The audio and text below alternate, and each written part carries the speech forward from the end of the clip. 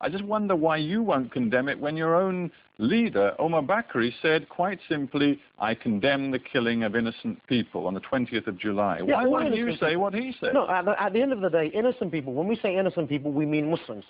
As far as non-Muslims are concerned, they have not accepted Islam. As far as we're concerned, that is a crime against God. I want to be clear about what you're saying. This is very important. You're saying only Muslims can count as innocent people. As far as Muslims are concerned, you're innocent if you are a Muslim, then you're innocent in the eyes of God. If you are non-Muslim, then you're guilty of not believing in God. Yes, there were many victims. You're guilty.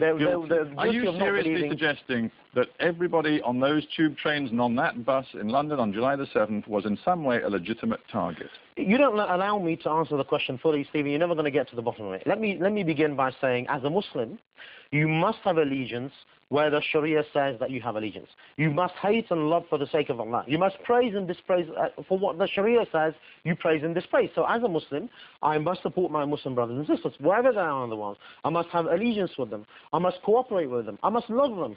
And similarly, on the other hand, I must have hatred towards everything which is non-Islam. You know what, I'm trying not to interrupt you too much, but I still don't feel you have addressed my question. Were the people on the underground trains and on the bus legitimate targets because they were not Muslim? I'm coming on to your point. Some of them actually were. No, you've asked about 2 or 3 different questions. You've asked about innocence. You've asked about whether they were legitimate target. You've asked about whether I'm condoning or condemning. You've asked about whether I praise them. We've moved on from that. No, but all of those questions, very simple all of those questions deserve to be answered. And obviously we have the time to explore them. So if I just continue with this particular point, as far as Muslims are concerned, their allegiance is always with the Muslims. So I will never condemn a Muslim for what he does. Indeed, I must stand with him, whether he's an oppressor or oppressed. Sheikh Bakri declared Britain to be Dar al-Harb, which basically means a land of war, a land where... Britain's always been Dar al-Harb. Britain's always been Dar al-Harb. Dar al-Harb is a place where there is non-Islamic law. The whole world today is Dar al-Harb. The point about being a land which is Dar al-Harb is that you and your group, therefore, feel you have license to conduct violent operations within it. Fact is that the whole world is Dar al-Harb.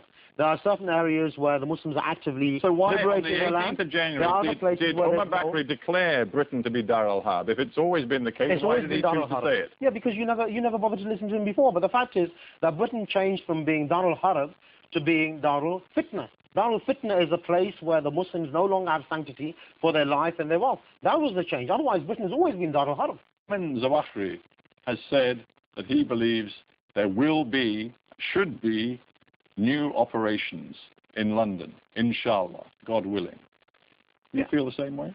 Well, I think that's inevitable. If you don't change the cause of what took place on 7/7... I'm not asking you if you feel it's inevitable. I'm asking you if, like him, you are calling for them. No, what we're calling for the British public and the British government to wake up. Withdraw your forces from the I'm asking you not to talk about the British government. I'm asking you to give me your opinion on Al-Qaeda's leaders' new calls for attacks in the United Kingdom and in London. That's his call, isn't it? So obviously he's I'm asking you, will you condemn it?